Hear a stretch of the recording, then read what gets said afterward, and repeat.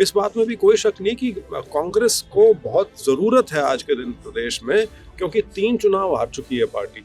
तो ऐसी सूरत में उसमें कहीं किसी भी प्रकार का बिखराव नजर आए, ये किसी के हित में नहीं है। जिला स्तर कह लीजिए या कॉन्स्टिट्यूंसी लेवल के बहुत लीडर्स हैं जो अब सामने आना शुरू हो गए हैं, और एक बहुत बड़ी संख्या उन लोगों की है, उन कांग्रेसियों की है जो पिछले करीब 1 दशक से या उससे ज़्यादा समय से निष्क्रिय होकर घर बैठ गए थे। आदतें हैं जो थोड़ा बदलने में समय लगता है। आदतें पिछले 12-13 साल से बिगड़ गई थी। आप ये देख लीजिए ना कि 12 साल से संगठन ही नहीं बनने दिया गया था, तो किसी कारण से नहीं बनने दिया गया होगा, और यही कमजोरी थी, यही कमी थी जो इतनी भारी पड़ी हमें 2024 के चुनाव में। चाहे कुछ लोग ना आए हों, लेकिन कार्यकर्ता जो था वो सारे कार्यकर्ता यहाँ थे, चाहे वो किसी के साथ जुड़े हों, कार्यकर्ता एकजुट है। विजेंद्र जो कार्य कर रहा है वो पार्टी को मजबूत करने के लिए काम कर रहा है, और मैं समझता हूँ कि ऐसा काम जो है कोई बिरला ही आदमी कर सकता है कि 90 हल्के में और पैदल चले। ये नहीं कि भाई बीच में गाड़ी में बैठ के निकल जाए या कहाँ चला जाए, खुद पैदल यात्रा कर रहा है। मजदूर ने ये कहा कि मैंने अपनी जिंदगी में महात्मा गांधी जी की फोटो वाला 500 का नोट पहली बार देखा है जो मुझे मिला है। उस टाइम 39,000 करोड़ रुपया था जो सेंटर ने देना था। मैंने कैबिनेट में ये कहा कि नहीं, पैसा बढ़ा, 62,000 करोड़ रुपया दिया उसमें मनरेगा के लिए और दूसरे फंड्स के लिए। हाउस में बोल रहा था, डॉक्टर मनमोहन सिंह राज्यसभा के मेंबर थे, और उन्होंने कहा कि वीरेंद्र सिंह ये तुमने बचा लिया ना, तो मनरेगा तो गया था। कांग्रेस का वर्कर जुड़ेगा लोग जब जुड़ेंगे, और जब लोग जुड़ेंगे तो वर्कर जुड़ेगा, और वर्कर जुड़ेगा तो नेता जुड़ेंगे, और ये वीरेंद्र सिंह कह रहा है।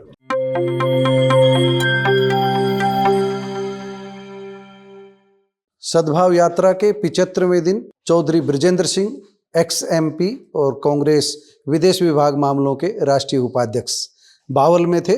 18 दिसंबर को बावल के गांव टीकला से उनकी यात्रा शुरू हुई। यात्रा के इस तीसरे चरण को आशीर्वाद देने के लिए उनके पिता चौधरी बीरेंद्र सिंह तो मौजूद थे ही, साथ ही कांग्रेस के वरिष्ठ नेता कैप्टन अजय सिंह यादव भी पहुंचे। इसके अलावा भी कई कांग्रेस के पदाधिकारी मौजूद थे। यात्रा के मध्य बृजेंद्र सिंह ने बावल में प्रेस कॉन्फ्रेंस की। उनके साथ कैप्टन अजय सिंह यादव और चौधरी बीरेंद्र सिंह भी थे। चौधरी बीरेंद्र सिंह ने मनरेगा को लेकर बहुत बड़ी बात कही। उन्होंने सीधे सीधे कह दिया कि वह नरेंद्र मोदी की कैबिनेट में होते हुए मनरेगा को बचाने में कामयाब रहे थे, और अब सरकार मनरेगा को खत्म करने जा रही है। यहाँ बता दें कि यह यात्रा 2 दिन बावल विधानसभा क्षेत्र में रहेगी, यानी आज 18 को और कल 19 दिसंबर को बावल विधानसभा क्षेत्र में रहेगी। 20 दिसंबर से यात्रा रेवाड़ी विधानसभा में प्रवेश करेगी। आगे की अपडेट हम समय समय पर आपको देते रहेंगे। आइए अब सुनते हैं। तीसरा चरण शुरू हुआ रेवाड़ी जिले के बावल विधानसभा क्षेत्र से, टीकला गांव से, और ये यात्रा का 28वां विधानसभा क्षेत्र है जिससे यात्रा होकर गुजर रही है। और हमें बहुत खुशी है इस बात की कि आज हमारी यात्रा में कैप्टन अजय यादव जी ना सिर्फ शामिल हुए बल्कि हमें उनका आशीर्वाद मिला। प्रदेश के सबसे वरिष्ठ सीनियर जो 2-3 नेता हैं उनमें कैप्टन साहब हैं, तो बहुत अच्छी शुरुआत एक आज आप यदि इसको दक्षिण हरियाणा की संज्ञा देना चाहें तो उस नाते बावल में हुई है। और जिस संदेश को लेकर हम इस यात्रा के माध्यम से निकले हैं, छत्तीस बिरादरी का भाईचारा जो हमारी प्रदेश की पहचान है सामाजिक तौर पे, उसमें बिखराव ना हो, वो उसमें मजबूती रहे, उसका राजनीतिक उल्लू साधने के लिए दुरुपयोग करने का प्रयास रहता है, उसमें दरार डालने का काम भारतीय जनता पार्टी की जो राजनीतिक सोच है वो निरंतर प्रयासरत रहती है। और इस यात्रा के माध्यम से हम कांग्रेस पार्टी की जो इसमें भूमिका है इस चीज़ को रोकने के लिए, उसमें हमारा योगदान हो सके, क्योंकि कांग्रेस ही वो जमात है, राजनीतिक जमात प्रदेश में, जो इस चीज़ का पूर्ण रूप से मुकाबला करने में सक्षम है। और कोई भी दल उस कसौटी पे खरा नहीं उतरता। कांग्रेस एक समावेशी पार्टी है, सबको साथ लेकर चलने वाली पार्टी है। तो ये संदेश लेकर हम इस यात्रा के माध्यम से निकले हैं, और खुशी है इस बात की कि लोगों तक हमारी बात जा भी रही है और यात्रा करीब 1/3 हरियाणा अब कवर कर चुकी है और हमें इस बात का एहसास भी है कि इसकी यात्रा की चर्चा, यात्रा का संदेश अब हर उस जगह पहुंचना शुरू हो चुका है जहां उसे पहुंचना चाहिए और एक चर्चा का विषय यात्रा निसंदेह बन चुका है, चाहे राजनीतिक गलियारे हों या आम जनसाधारण के बीच की बात। बड़ा मुद्दा जी ये है कि बीजेपी जब से सत्ता में आई थी, मनरेगा के ऊपर तभी से इनकी बड़ी कुपित दृष्टि थी। मनरेगा को अगर आपको ध्यान हो, ये हिंदुस्तान की विफल अर्थव्यवस्था का प्रमाण मानते थे मनरेगा स्कीम को, मनरेगा को। तो अब फाइनली इन्होंने अपना असली रंग दिखाया है और मनरेगा में जो ये संशोधन ला रहे हैं वो सिर्फ संशोधन नहीं है, पूरा मनरेगा की जो स्कीम है, जो उसकी पूरी सोच है मनरेगा की, वो उसी को उलट कर रहे हैं अब। और दूसरा, जो अब प्रदेशों के ऊपर 40% इसका खर्च जो है, उसका बोझ जो डाला गया है, मुझे नहीं लगता इस देश में कोई भी प्रदेश है जो 40% मनरेगा का बोझ झेल पाए। आपको पता ही है ज़्यादातर प्रदेशों की जो आर्थिक स्थिति हो वैसे ही डगमगाई हुई है, तो 40% का खर्चा मनरेगा के यदि किसी प्रदेश सरकार को करना पड़ेगा तो आप समझ लीजिए उस स्कीम को ख़त्म करने का एक तरीका है। बजाय ये कि सीधा अनाउंस करें कि हम मनरेगा को खारिज कर रहे हैं, उसको कहते हैं ना कि मनरेगा को अपनी मौत खुद मरने का इंतज़ाम किया जा रहा है। जब इतने सीनियर लीडर्स आते हैं तो स्वाभाविक सी चीज़ है कि लोगों में एक संदेश जाता है और इस बात में भी कोई शक नहीं कि कांग्रेस को बहुत ज़रूरत है आज के दिन प्रदेश में, क्योंकि 3 चुनाव हार चुकी है पार्टी। तो ऐसी सूरत में उसमें कहीं किसी भी प्रकार का बिखराव नजर आए, ये किसी के हित में नहीं है। तो लेकिन मैं शुरू से एक बात कहता आया हूँ कि ये यात्रा बहुत लंबी है, ये कोई एक इवेंट नहीं है जिस पे सब आएंगे या नहीं आएंगे।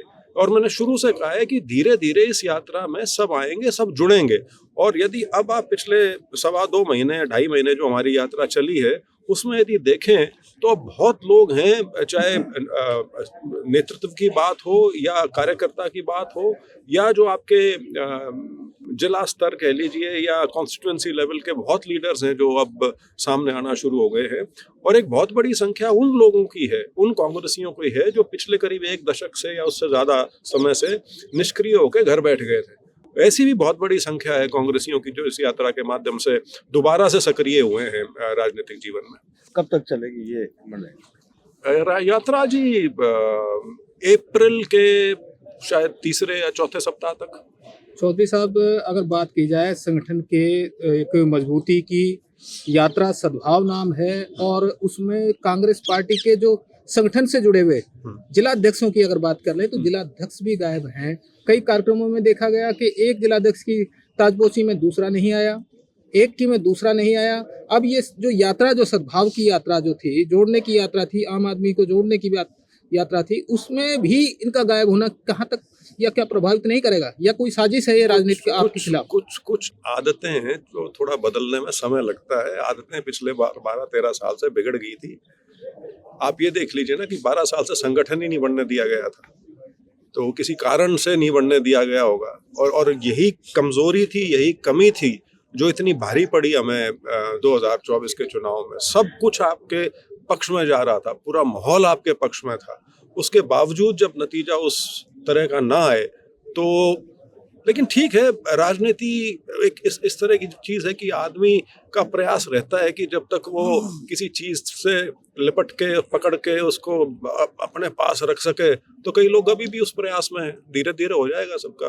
हरियाणा विधानसभा का जो रिजल्ट आया था उसको लेकर के कोर्ट में जो याचिका दी हुई है जी, उसका भी क्या स्टेटस है और आगे उसमें जी जो दूसरा पक्ष है वो हाई कोर्ट के जो 2 इंटरिम ऑर्डर थे, उन्हीं की दरखास्त जो डिसमिस हुई थी हाई कोर्ट में, उसकी उन्होंने SLP सुप्रीम कोर्ट में फाइल की थी और 19 जनवरी की तारीख उसमें लगी हुई है।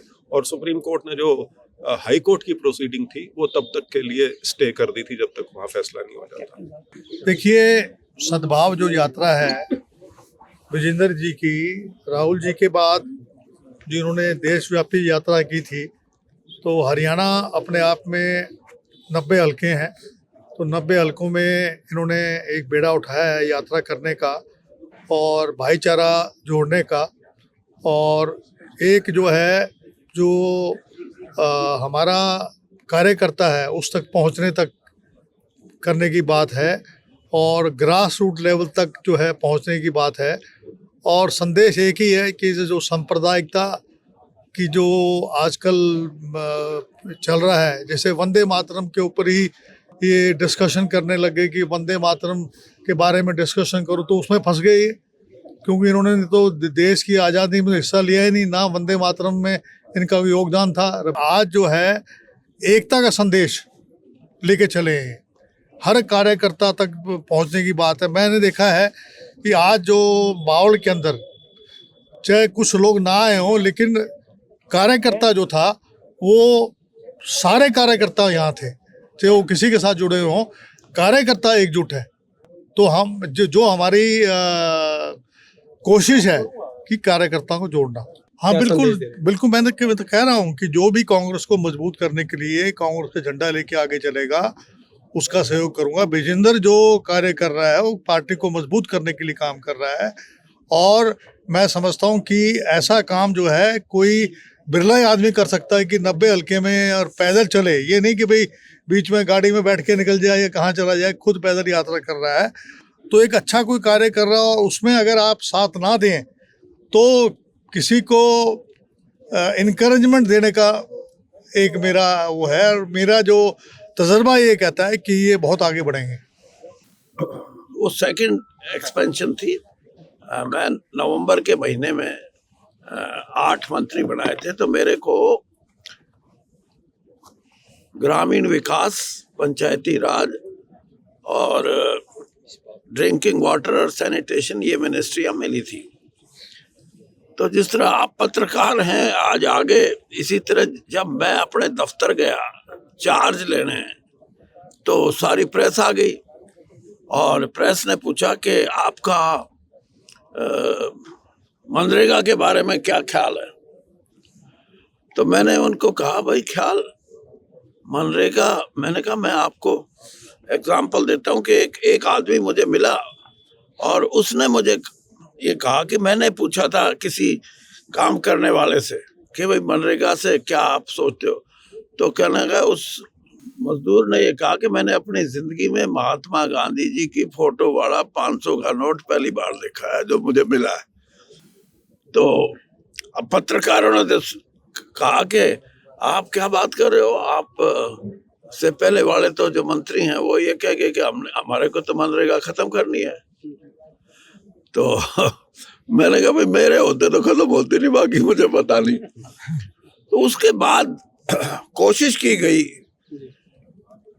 उस टाइम 39,000 करोड़ रुपया था जो सेंटर ने देना था। मैंने कैबिनेट में ये कहा कि नहीं, पैसा बढ़ा, 62,000 करोड़ रुपया दिया उसमें।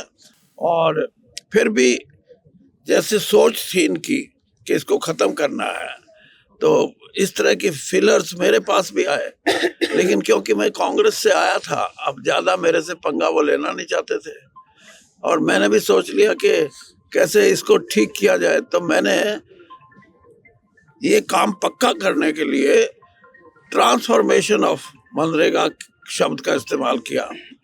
और जब मैं अपना मनरेगा के लिए और दूसरे फंड्स के लिए हाउस में बोल रहा था, डॉक्टर मनमोहन सिंह राज्यसभा के मेंबर थे और उन्होंने कहा कि वीरेंद्र सिंह ये तुमने बचा लिया ना, तो मनरेगा तो गया था। चौधरी साहब एक छोटा सा दे दो कि अभी जब कैप्टन साहब स्पीच में कह रहे थे कि कुछ खुसफुस चल रही हैं, उस टाइम पे आप भी कहते नजर आए कि उनका इलाज यही यात्रा करेंगी, वो क्या था? वो मैं बता देता हूँ जी कि कांग्रेस का वर्कर जुड़ेगा लोग जब जुड़ेंगे, और जब लोग जुड़ेंगे तो वर्कर जुड़ेगा, और वर्कर जुड़ेगा तो नेता जुड़ेंगे। और ये वीरेंद्र सिंह कह रहा है, मैं इस यात्रा से या कैप्टन साहब से नहीं, मेरी अपनी स्टेटमेंट है ये कि जिस दिन ये यात्रा खत्म करेंगे मैं 2 लाख ऐसे लोगों को संगठन में दिखाऊंगा। संगठन का मतलब दिखाऊंगा वैसे नहीं, कॉपी किताब में जोड़ेंगे आप? जोड़ के और दिखाऊंगा कि ये वो लोग हैं जिन्होंने कांग्रेस से उदासीनता की जो बात कही वहां से उठे हैं। और ये नए लोग भी इसमें बहुत बड़ी संख्या में, खास तौर पे बुद्धिजीवी वर्ग, नौजवान, महिलाएं, ये बहुत बड़ा सेक्शन। और जिस दिन ये होगा, इनके भी और वो मेरे वर्ड बिल्कुल सत्य होंगे।